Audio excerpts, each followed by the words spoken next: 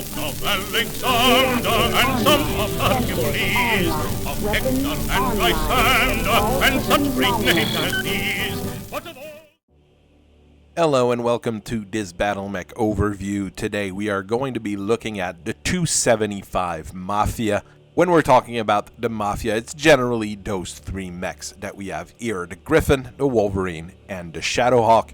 Those are here shown with old school colors and old school body kits from the Succession War, all of them being extremely common battle mechs, and some that you will have seen in just about any 3DO that you're going to watch, battle ROMs that you're going to be studying, or Solaris matches that you are going to be perusing.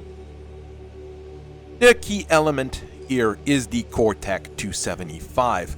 Very few fusion power plants have been produced in larger quantity than that venerable CTech 275.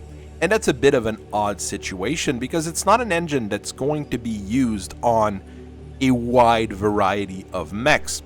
If you look at the standard differential of speed versus power plant, except for like 55-ton mechs, nothing else will really be using a 275 rated fusion power plant.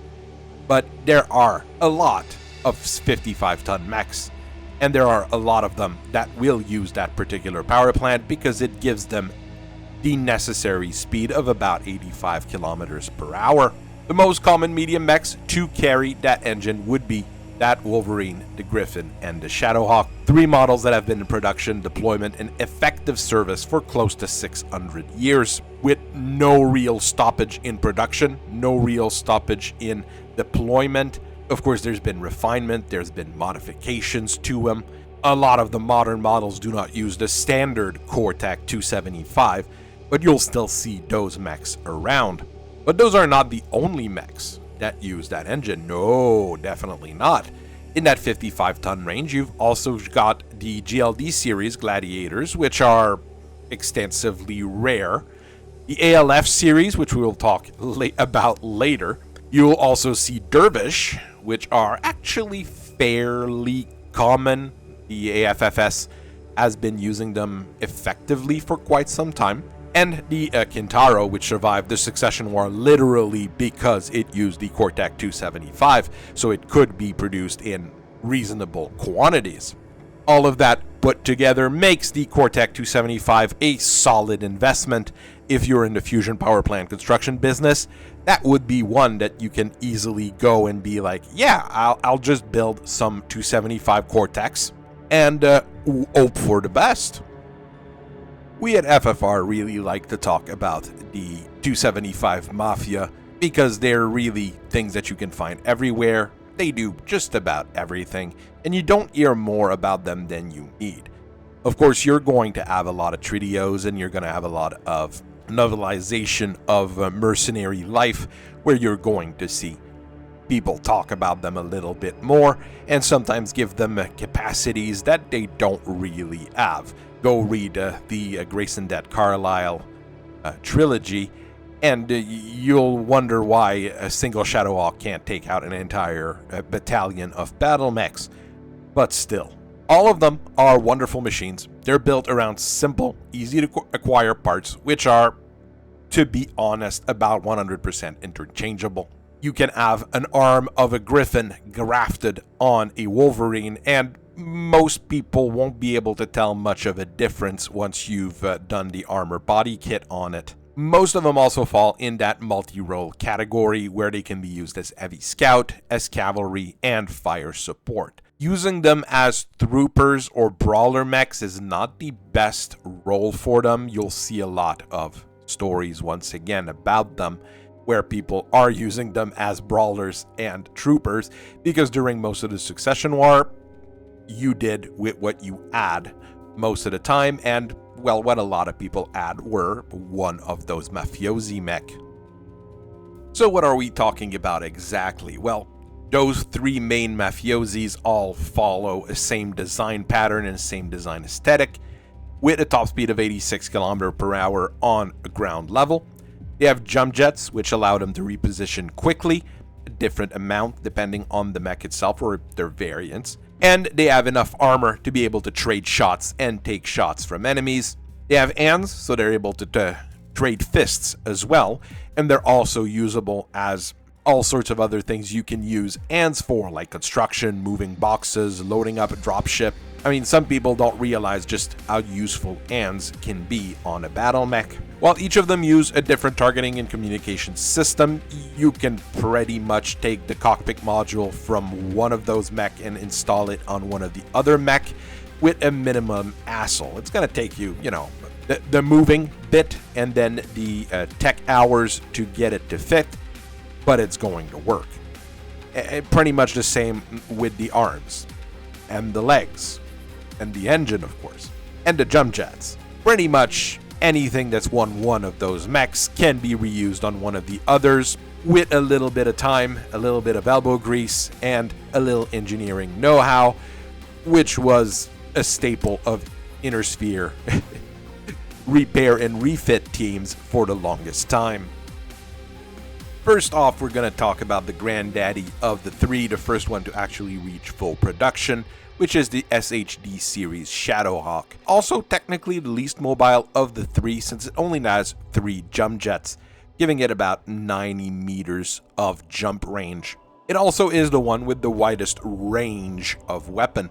An 80mm AC-5 mounted on the shoulder, an old reliable Martel medium laser, we buy them by the crateful, a 5 rack of LRM and a 2 rack of SRM.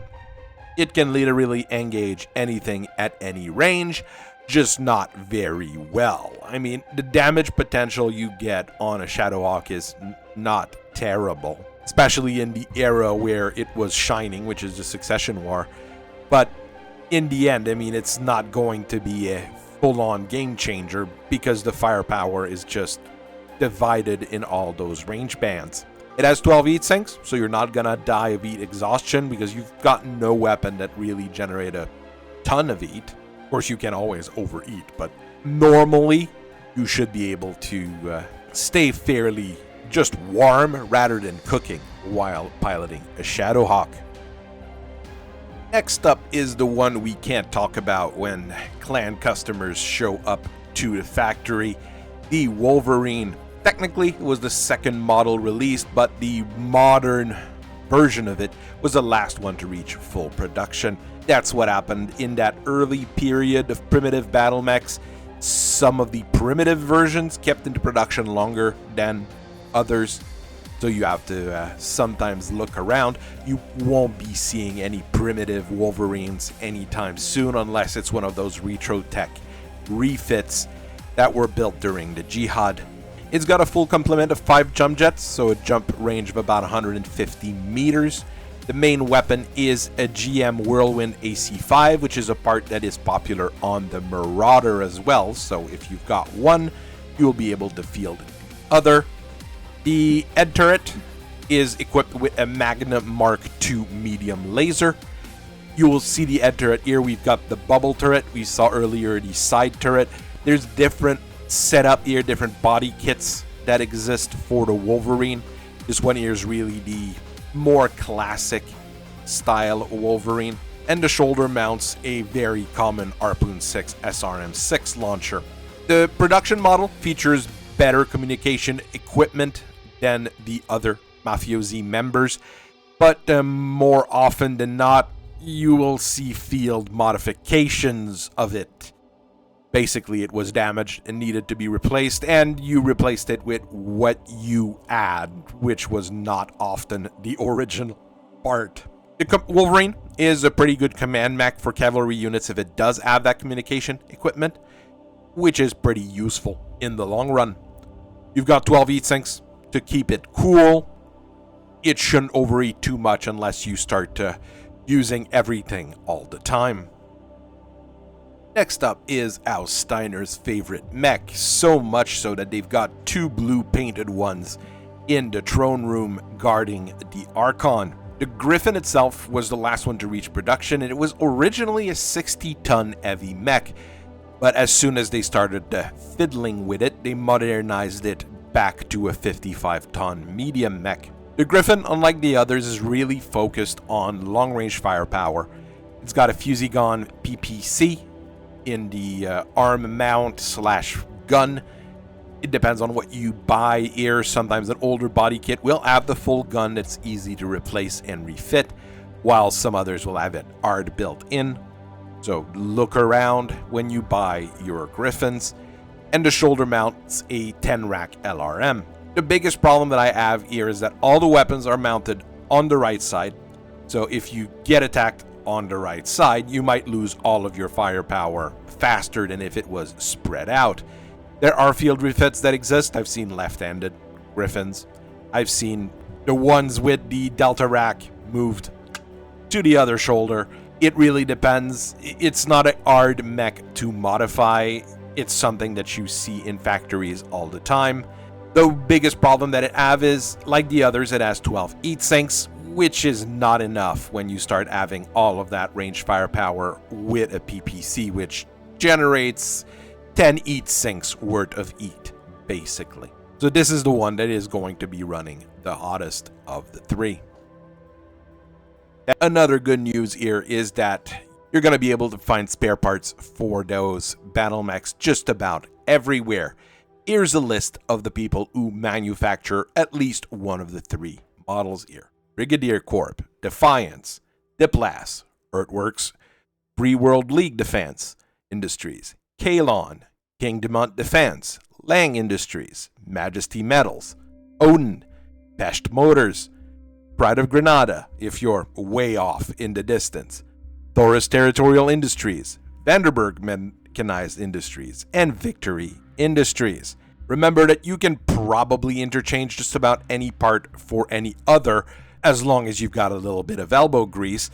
Just remember not to tell the companies that you buy it from. Sometimes they get a little bit picky when you start buying parts for a Griffin and start putting them on a Wolverine. We're going to look at a few popular variants here, but we're going to try to stick to the ones that use the 275 CTech. Not any of the XL or light variants, just the very basic model. Those are not the most common nowadays in 3150 and onward, but you will see plenty of Battlerom, old Solaris matches with them, and a lot of those Succession War variants are very popular in Trudeau games that are available nowadays. First up, we'll go with House Steiner's own Griffin, and it was pretty much the only stock variant of the Griffin. GRF-1S started in 2857, and it's been around for quite some time.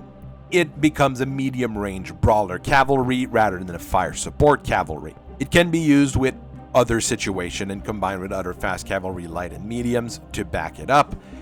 But the way it does it is by taking off that PPC and 10 rack and replacing it with a 5 rack LRM, so a little bit smaller, a large laser, and a pair of medium lasers. You do have 4 extra heat sinks to help you not cook alive, but we mean you still add quite a bit of laser firepower here, so it's going to run hot nonetheless. Keeping in the same line here, we're going to talk about Merrick's 6M Wolverine, which they basically had to start building because all those Whirlwind AC5s were going into Marauders, and they didn't have any spare ones to put on Wolverines. So you take out the AC5, you replace it with a large laser and an extra medium laser, put 2 extra heat sinks in, and an extra ton of armor. A little bit like the 1S Griffin, you're going to be cooking if you start shooting and jumping all the time, but it makes it a very efficient mid-range cavalry brawler, and with its command abilities, if it has the standard communication system in, a very good cavalry commander. In the early stages of the Succession War, the Draconis Combine was basically getting demolished by the Federated Suns, so they needed something to help stave off the attacks. And what they had in stock and what they had factories for were shadowhawks. What they did with the parts that they had available was build the 2K series, which is a Griffin with a little bit of a modification. You got a 5 rack LRM and a PPC, and a lot with 5 extra heat sinks, so you're not going to be overeating. I personally like the Griffin more than the 2K Shadowhawk, but you really have to work with what you have, especially in these early stages of the Succession War, where things were getting rather crazy. Around the same time, the Federated Sons had pretty much the same issues as the Draconis Combine they were fighting. So what they did with their Shadowhawks was completely different, however. What they did was strip off the armor, put an extra medium laser and SRM2 in, and an extra ton of ammo for some reason, and turned the Shadowhawk into a ambush predator. Is it a good design? Not in my opinion. Honestly, you could take that ton of extra SRM ammo and put some more armor back on, probably be smarter.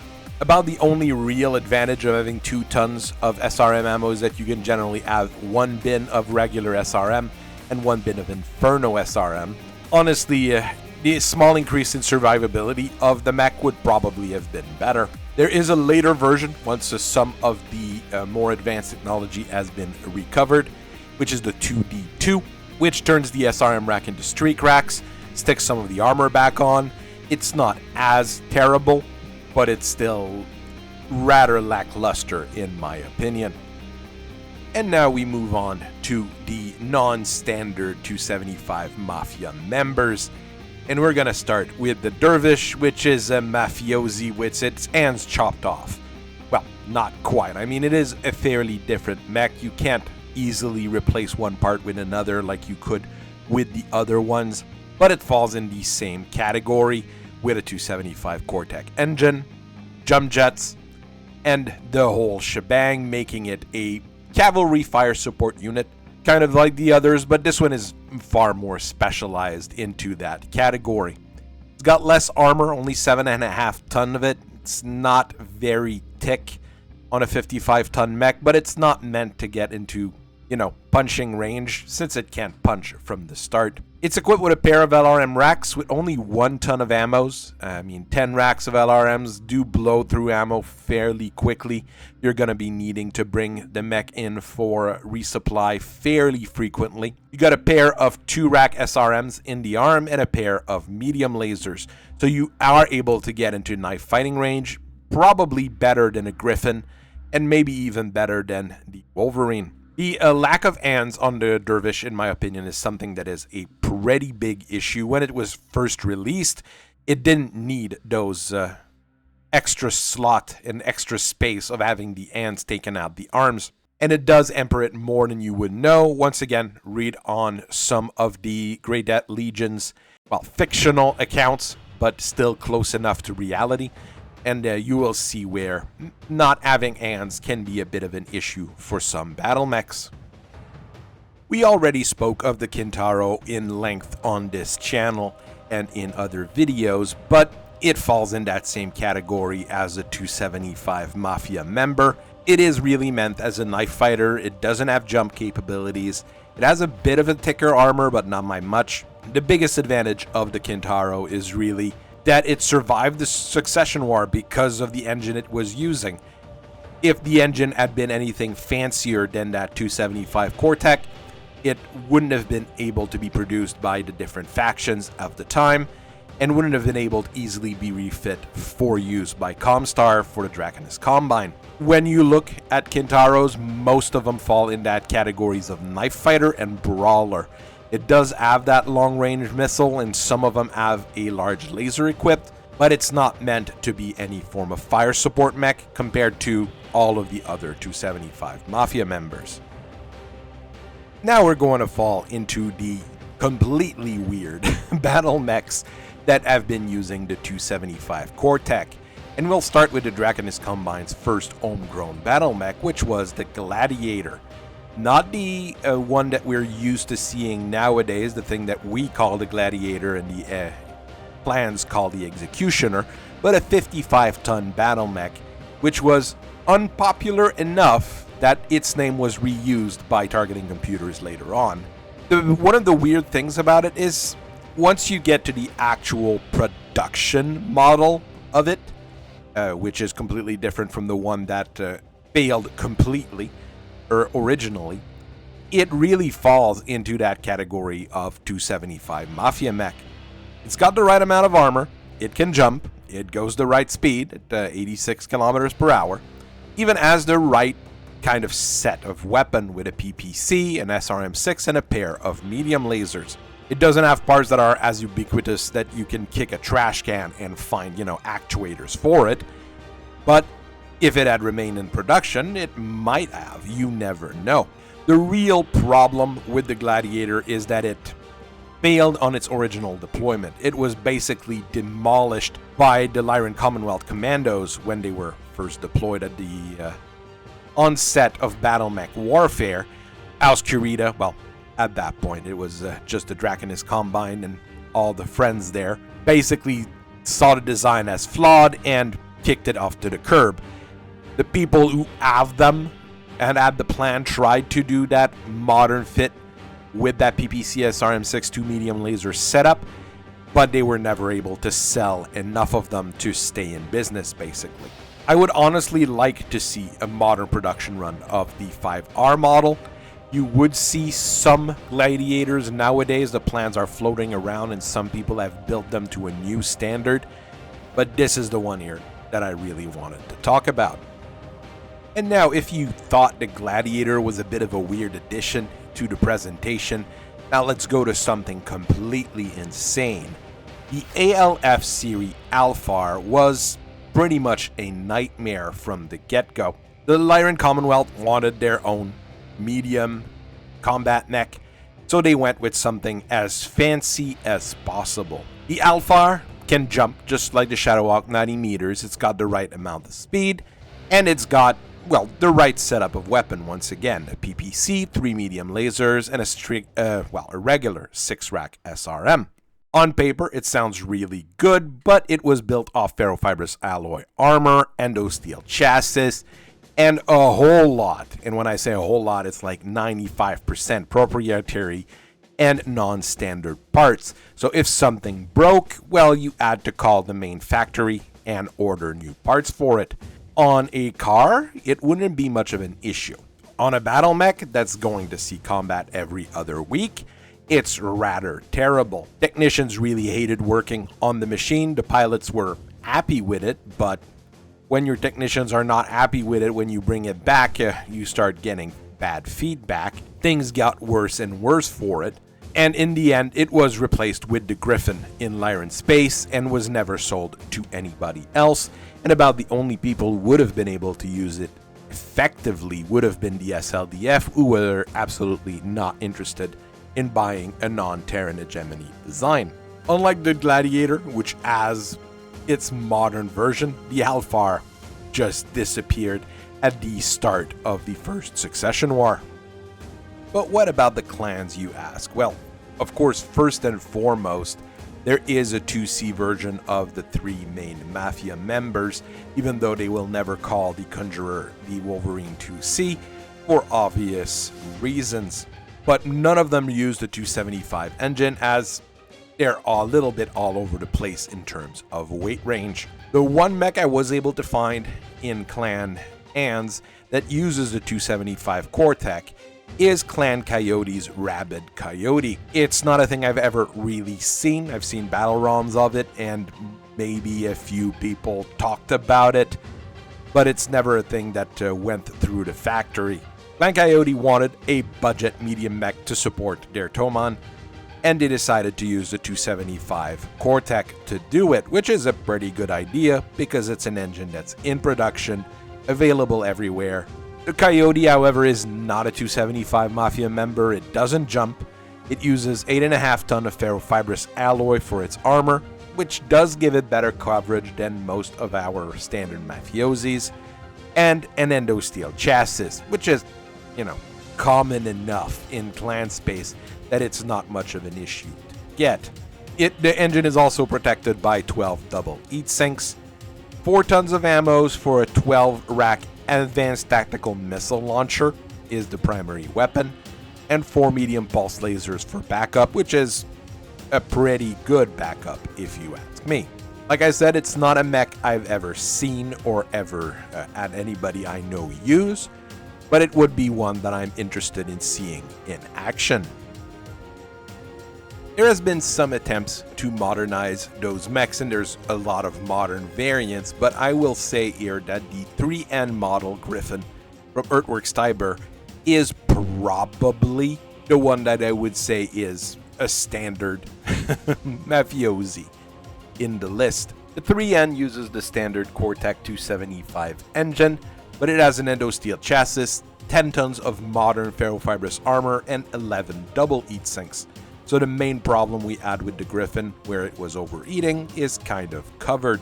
It uses an extended range PPC, which does cover as well for short range firepower, as they don't have any minimum range before full power of the weapon. And an enhanced 10 rack LRM, guided by an Artemis system. 2 tons of ammo is protected by case 2, so when it blows up, it blows in the back. So it's a pretty good overall design. Of course, if you're just able to get a regular Clan 20 rack LRM, just stick it in instead. It's going to be better all around, but not everybody has access to Clan technology that easily. Roughly put, it's a 1N that uses modern parts, and I do think it's pretty great. Seriously, in the end, if you want to make a hefty profit, find a way to manufacture the CoreTech 275, and you'll always have clients asking for it. All 3 of the main mafiosi mechs are things you will see in line regiments, special forces, mercenary command, small mercenary lances, and mercenary units all across the inner sphere and probably beyond. Of course, the modern model uses all sorts of technology, all sorts of engines even, but like those classic old Terran cars, they remain popular forever and for a reason. Just so you know, I have an old Terran 1969 Camaro here that I've started rebuilding using modern technology, and I really understand why they love those darn things so much. So I hope you guys have a very nice rest of your day. I thank you very much for listening to me for so long, and I will see you later. Bye-bye.